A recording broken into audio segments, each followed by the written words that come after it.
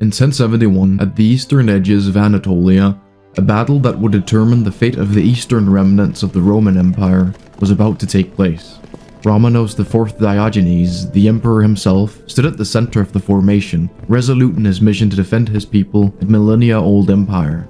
Yet beneath the surface of the army's confidence lay a fatal flaw: distrust and division among its leaders. So as the Romans faced growing pressure from the Seljuk Turks, who had recently established a powerful empire in Iran, the Romans were woefully unprepared. The Roman army was split in two due to a strategic miscalculation by the emperor, which left them vulnerable.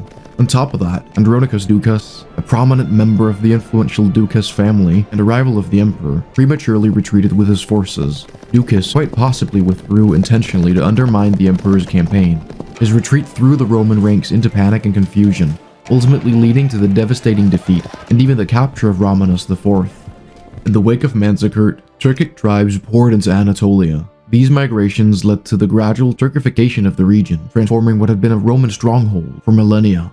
Desperate to recover, the Romans would appeal to Western Europe for help. This call for aid sparked the Crusades. Orthodox Rhomania and the Catholic West were rivaling civilizations at odds with one another. By the Fourth Crusade in 1204, these tensions exploded. The Crusaders turned on Constantinople, sacking the city. This event shattered Rhomania, leaving it a shadow of its former self, and ultimately sealing its fate, even though it would take another 2 centuries of kicking and screaming. But what if all of this were prevented? What if Rhomania saw a major victory at Manzikert, reformed, and prevented the Turkification of Anatolia, avoiding the path that would lead to its demise? For Rhomania to win at Manzikert, and for the empire to survive long-term, significant reform was necessary, as the empire had become corrupt, constantly plagued by political scheming and power struggles among the aristocracy, often caused by conflicts over succession. Romanus IV could fairly easily mitigate this problem by reforming succession laws. Following Manzikert, a smarter and more cunning Romanus IV, with a much better grip on power, would be better able to keep the aristocracy in check and enact long-lasting reforms. Prolonged internal power struggles and increased reliance on mercenary armies had weakened the theme system, but Romanos' reforms would address this. This would protect Rhomania from the continued Turkic attacks along the border, and this in turn forces the Turkic migrants to settle more heavily east of the Roman border. So, by the early 1200s, Rhomania remains a powerful, unified state, able to better withstand external threats. To its east, various Turkic states are established, with some like those in Mesopotamia and Persia, simply being a Turkic elite ruling over mostly Arabic and Persian populations, and others like those in the South Caucasus, entirely changing the local demographics. But as the Mongol invasions occur, this landscape is entirely altered. Turkic states are subjugated, and Rhomania faces yet another existential threat.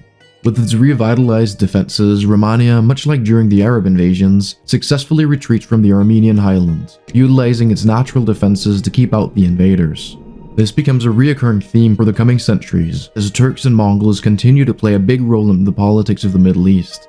To the west, Rhomania sees fairly constant competition with the descendants of the Latin Western Romans and the broader Catholic world. Conflicts with Hungary shift the border every now and then, and Rhomania continuously tries to re-establish control over Italy, the birthplace of Roman civilization. When the Sicilians rebel against their French-born king, Rhomania intervenes to support the rebels in the hopes of expanding its influence in the region. The Kingdom of France intervenes on the side of the monarchy, escalating the conflict and starting the War of the Sicilian Vespers.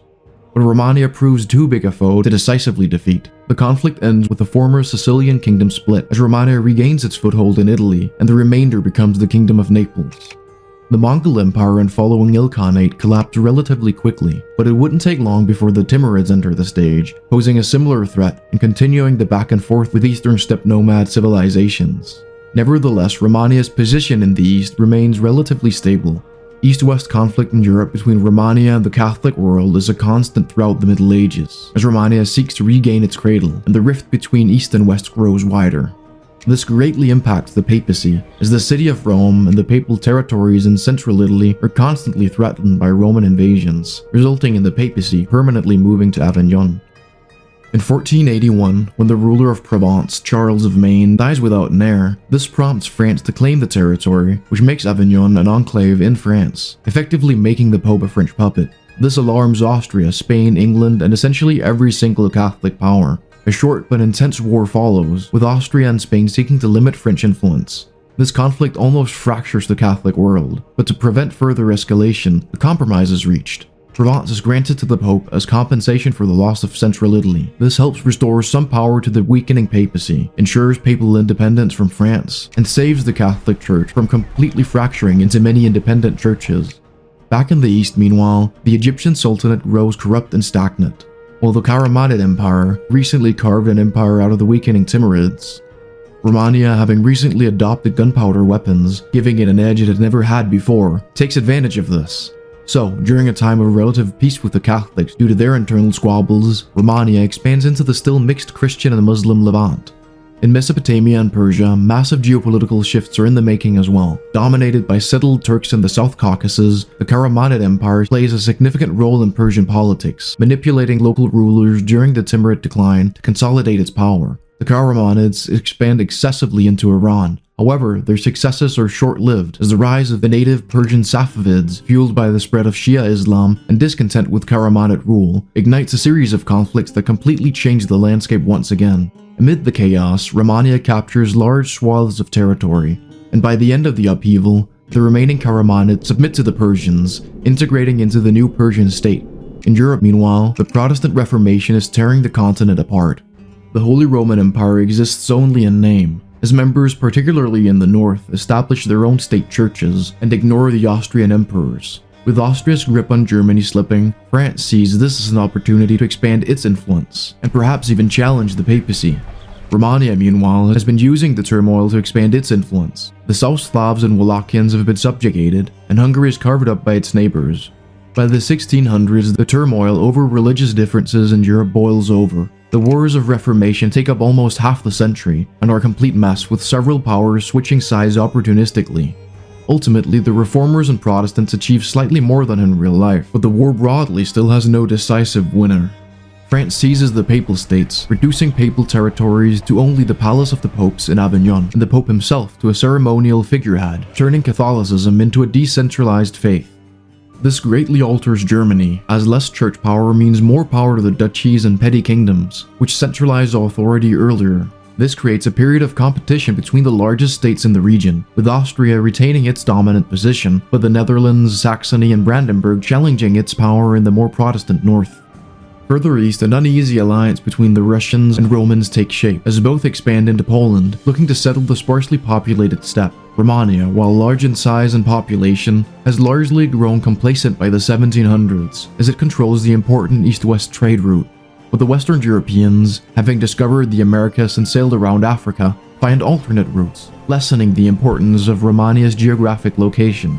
And while the empire holds the boot of Italy and just barely the old capital of Rome, this does not matter much anymore, as the city and southern Italy broadly have lost their importance. Rhomania is by no means weak or about to collapse, but it is entering an age of decline, as new powers enter the stage and wealth from the Americas pours into Western Europe. This is evident during the Russo-Roman War and the following Hungarian Revolt, where Rhomania loses its colonies in Taurica and the entire Pannonian Basin. The following century of Roman history is characterized by decline, but also impressive resilience. Rhomania is forced to make major concessions on its European frontier, but manages to hold its own against the Egyptian Empire and Persia for the time being. Ideas like nationalism, republicanism, and liberalism spread all across the world during the 1800s alongside the Industrial Revolution. This shakes the very foundations of Rhomania, being a multicultural entity where identity is complex and more tied to the civilization and legacy than a nationality. Rhomania has to reinvent itself, and this becomes a century-long challenge. As the German and Lombard nations reshape European politics, the province of Italia pushes for more sovereignty as a Latinian identity begins to take shape. The 1800s are characterized by a rapid change in mentality among Romans and Europeans broadly, and this culminates in the early 1900s through a series of revolutions and continent-spanning wars that carve up not just Rhomania, but most diverse empires. By the modern day, Rhomania remains a powerful state, now tied to a proper national identity, centered around the Roman language and culture. This Roman language is, of course, our real-world Greek language, but the terms Greek and Hellenic are not used and are instead only associated with the ancient Greeks. Rhomania is also home to significant linguistic minorities, notable ones being Yugoslav, Wallachian, Albanian, sometimes referred to as Illyrian, Armenian, Kurdish, Karman or West Turkic, as well as Syrian. While a lot of the world mirrors real life, as Rhomania partially took the Ottomans' place, Its immediate region is greatly altered. What we know as Italy in real life is split in two. The north is Lombardy, a Catholic, French and Austrian influenced state, with its own Latin-descended Lombard language, based on dialect spoken in the Po Valley. Latinia, meanwhile, is born from the part of the Italian peninsula Rhomania regained during the Middle Ages. Its identity is much more Mediterranean and closely intertwined with Rhomania. While Rhomania is the direct descendant of the Roman state, Latinia is the direct descendant of its Latin cultural heritage. Taurica represents yet another nation birthed from Romania's early modern rise.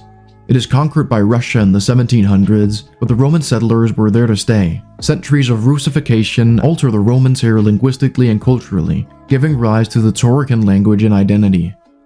Syria is yet another nation shaped largely by Romania's medieval and early modern revival. As the rise of nationalism caused uprisings throughout the Roman Levant, Syria emerged as a buffer state between the Egyptians and Romans. Also of note is how different the Islamic world is in this scenario. The absence of the Ottomans to impose their interpretation of Sunni Islam means a lot more sects of the religion gain prominence. This results in Islam having a bit of a reformation. The more mystical and tolerant Sufi branch becomes the dominant religion in Iran, Turkey, and among the Muslim minority in Syria. But that's about all for now. If you enjoyed the video, don't forget to leave a like and subscribe. Also, stay tuned for the next part in my Future of the World series, which I'll be working on for the coming month or so. And if you want to support the channel and everything I do, consider becoming a member. See you next time.